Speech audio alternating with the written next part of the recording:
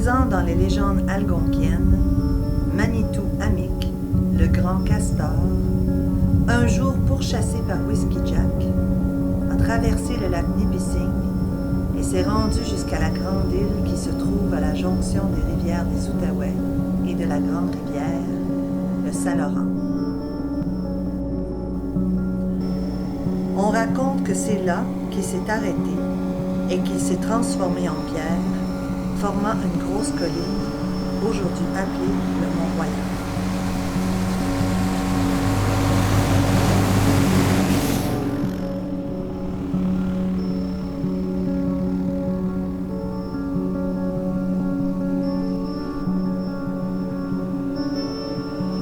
Par les grands froids de janvier, le castor est bien installé dans sa hutte car la nourriture est moins abondante. Il ralentit son rythme de vie et compte sur ses réserves de graisse et de provisions qui lui permettront de survivre à la longue et rude saison hivernale.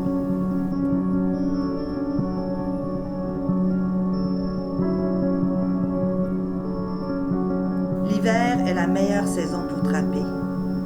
Les animaux à fourrure ont un pelage plus épais qu'en été, mais cette tâche est difficile.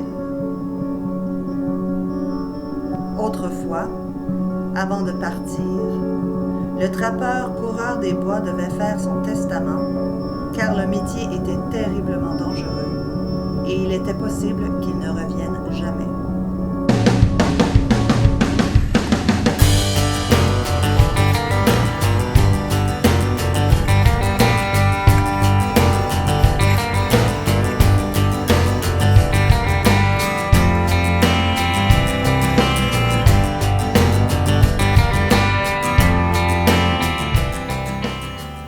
Aujourd'hui, on va faire on a repéré, on ne l'a pas repéré aujourd'hui, j'ai fait ma prospection à l'automne. On est sur un lac, fait qu'est-ce que je fais? Je garde mes colonies de castors faciles d'accès l'hiver. Donc on va poser un set avec des collets et des appâts. Il y en a peut-être d'entre vous autres qui ne sont pas habitués de trapper les castors sur les lacs. Et vous allez vous dire que la cabane n'est pas grosse, mais c'est que les castors sur les lacs, là, ils n'ont pas de barrage, donc ils n'ont pas besoin de faire des huttes si grandes parce qu'il y a creux d'eau s'il y en avait. On les appelle les bankers. Ils vont se creuser un terrier, puis ils vont juste faire un petit amas de branches par-dessus. La réserve va rester la même. Là, c'est parce qu'il y a beaucoup de neige, on ne la voit pas tellement. Je pense pas qu'il y a une grosse colonie ici. Je pense qu'il y a à peu près 2 castors dans la cabane. La place que je vais choisir pour faire mon trou, je vais être juste au bout de l'amas de branches. D'habitude, il y a une sortie à gauche et à droite de l'amas de branches. L'amas de branches, c'est la réserve de nourriture pour l'hiver. Donc, eux autres, toute la journée, puis la nuit, ils sortent, ils se grugent des petits morceaux de bois, puis ils rentrent dans la cabane. J'aime ça être au bout, parce que quand les castors vont faire le tour, ils vont voir mes appâts frais. On va voir les appâts tantôt, là. Pour l'instant, on va faire notre trou.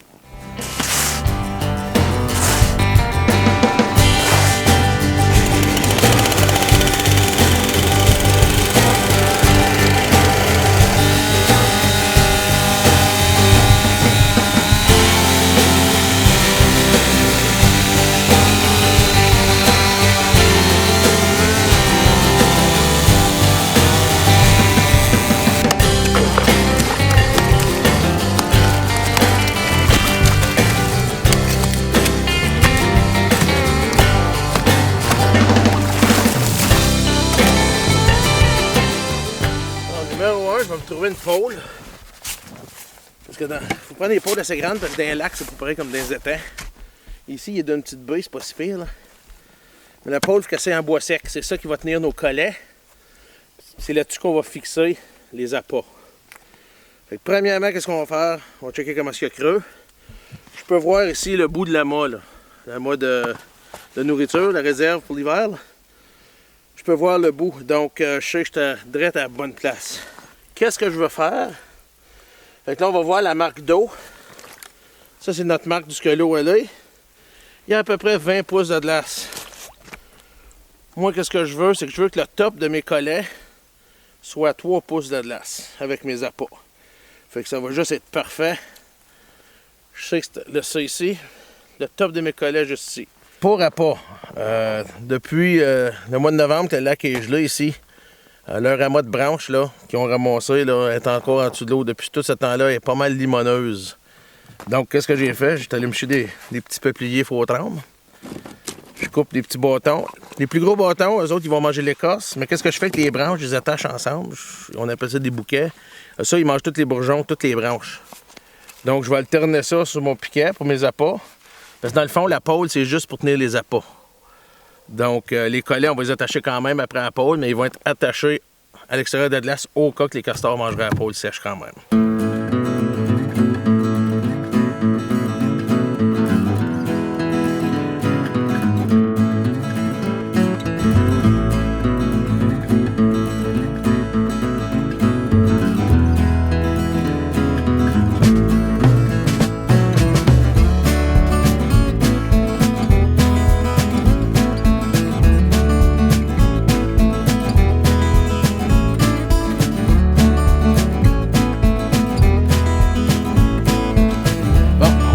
D'attacher nos appâts, ça ressemble à ça. Je mets 3 gros morceaux, puis entre chaque, je mets des bouquets, des petites branches bien fraîches. Si je serais un castor, là, je irais là, première chose. Du moment qu'ils vont l'apercevoir, c'est sûr qu'ils vont aller grignoter après. Puis je vais avoir 3 collets chaque bord. Donc, c'est sûr qu'ils vont finir par se prendre un collet. Pour les collets, c'est moi qui fabrique moi-même, parce que j'aime mieux les avoir trop gros que trop petits. Donc, le castor n'est pas nécessairement qu'il va se prendre par le cou, il peut se prendre par le corps. Il va se noyer, puis ça sera pas long, là, c'est quasiment comme au piège.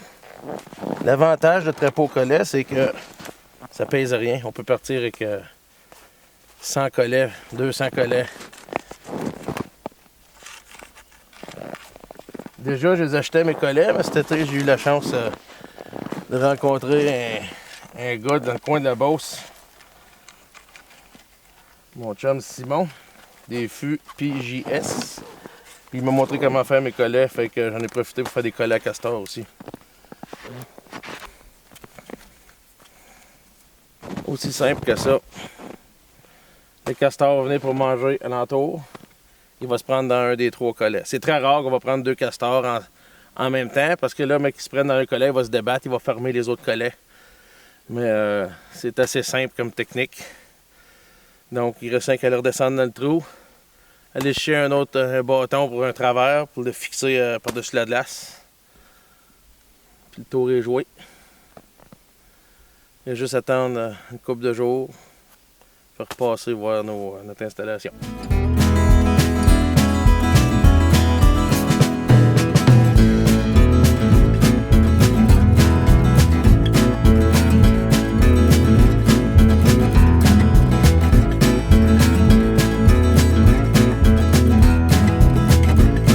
Tantôt, les cabanes des castors de lac sont pas mal plus petites. La cabane est juste ici. Il faut toujours faire attention.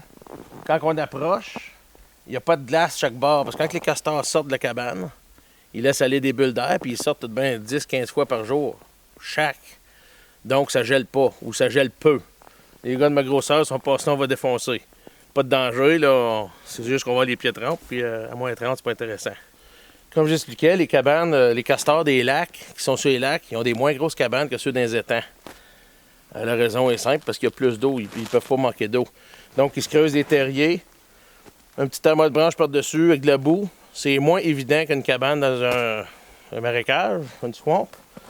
Mais pour savoir s'il y a des castors dans la cabane, il y a toujours une cheminée sous le top de la cabane. La chaleur que les animaux dégagent en dedans, il faut qu'elle sorte à quelque part.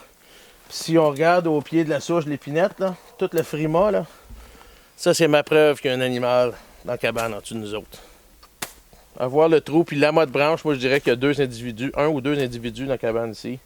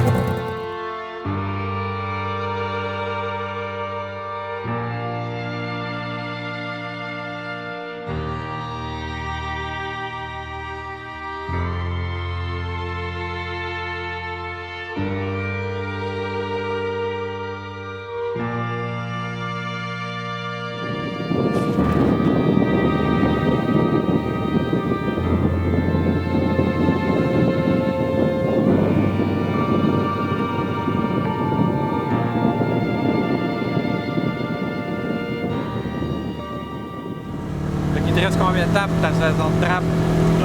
Castor, c'est le 31 mars. Bon, ben, il te reste 2 mois encore. Ouais, mais je me rends jamais jusqu'au bout. Non? Parce que là, c'est pas évident, là.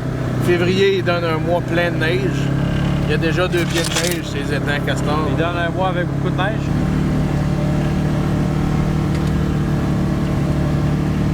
On va peut-être redonner une go, mais que la neige baisse au mois de mars. Ouais. Mais là, trapper en fin de saison, c'est comme trapper en début de saison.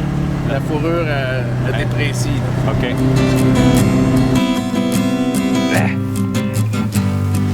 Je prends là des raquettes. Raquettes de tennis en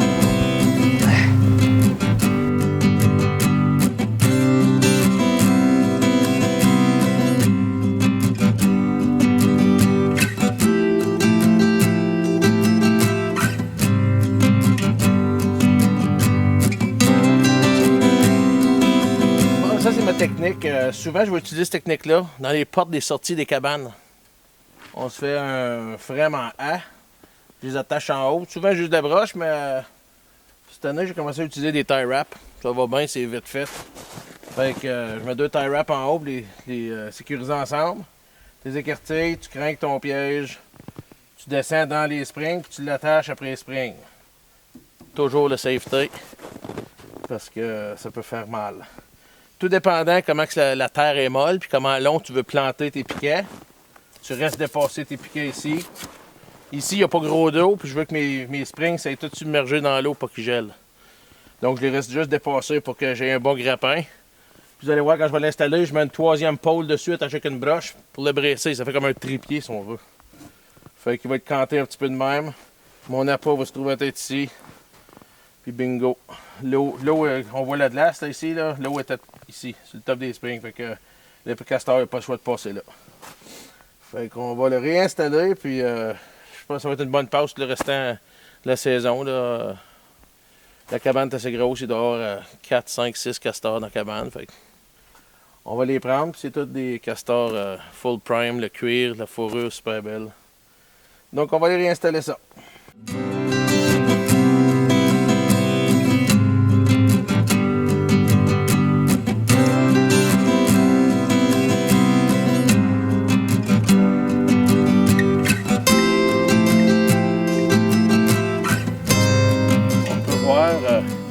Mon appât, mon bouquet avec un morceau de tremble. Je vais juste venir le déposer 16-18 pouces en arrière du piège pour que quand le castor va venir, il le voit et il se concentre là-dessus pour venir se nourrir.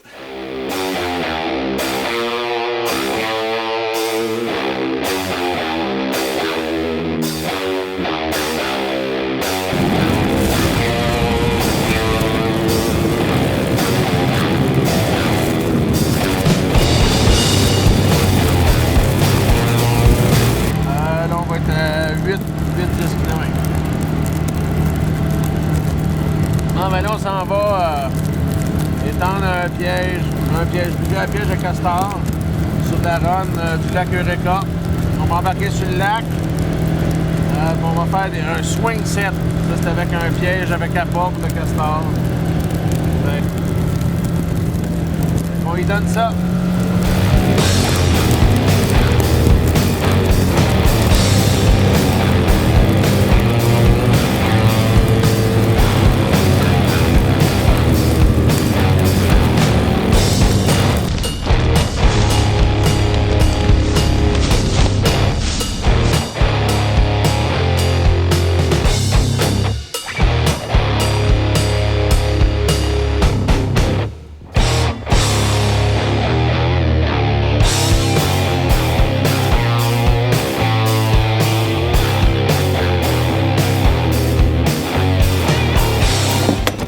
Bon, pour la prochaine technique, on va utiliser un swing set. En bon français, c'est un set balançoire. Avec un appât, un piège 330. J'utilise un Rudy ici. Toujours avec un safety. On va juste le laisser sur le safety. Comme ça, il n'y a pas de danger de faire un déclenchage accidentel. mes appâts que j'ai préparés à l'avance. Quand je prépare des appâts, même, j'aime bien ça prendre mon couteau puis enlever l'écorce sur une coupe de bout pour qu'il y ait du blanc. Là, j'ai des petites branches, fait comme ça le castor, il va voir ça. Qu'est-ce que je vais faire? Je vais juste l'attacher sur ce sens-ci, la mâchoire en dessous. Fait qu'automatiquement, quand le castor va venir pour brouter le morceau de trempe, il va toucher aux fourchettes.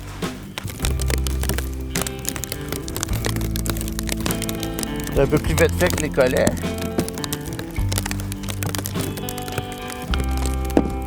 Ouais, juste comme ça. C'est pour ça qu'on appelle ça swing set, parce que ça ressemble à une balançoire un coup c'est installé.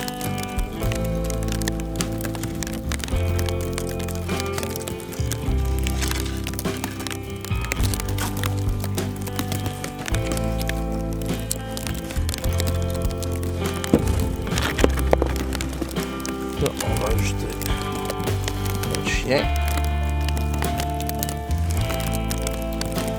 Les clochettes de sûreté sont enlevées. On enlève notre safety. Tout ce qu'on a à faire, c'est descendre notre piège dans le trou, face la cabane. Quand le castor va sortir, on va voir les appâts. Ici, il peut y avoir des tempêtes de neige de 16 pouces, puis avec du vent. Donc, je perdais mes pièges. Je les perdais pas, mais ça prenait du temps, mais je les trouve. À ce temps, qu'est-ce que je vais faire après que j'enterre? Moi, je mets un piquet dessus, fait que je sais que mon piège est direct en dessous. Fait que quand j'arrive, je vois mes 2 piquets. Je prends l'appel, puis on récolte nos castors. Merci, bonne trappe.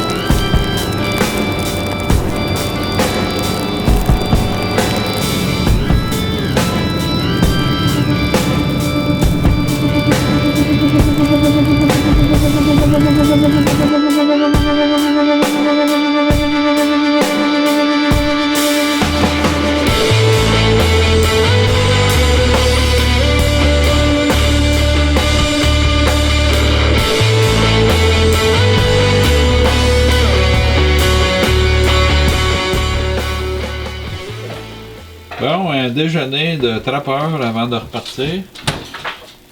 Les saucisses, c'est quoi ça, Martin? Ordinaire.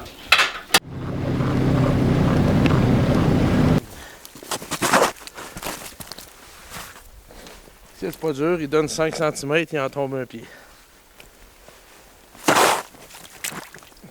Les collets sont fermés. On a un castor.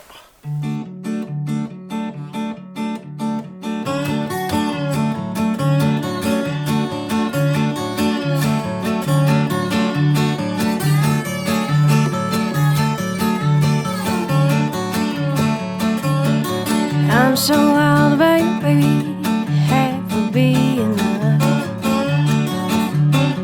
I'm so wild about you, honey, makes me without your phone touch. I don't fall for your loving until I lose my breath. Le truc, c'est les appâts, là, c'est ainsi de nain, là. C'est sûr que c'est ça qu'ils veulent. On va rester là un autre collet pour remplacer lui. On le rouvre, on le remet dans le trou. On revient en 2 4 jours. I spend most of my life now dreaming dreams about you. I spend most of my life now dreaming, baby, of you. Now what would I do if it ever come true?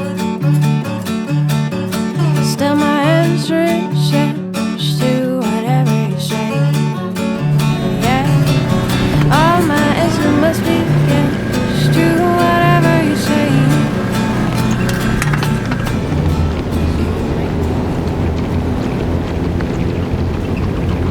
jour, j'ai mis un piège ici. J'ai pris un castor.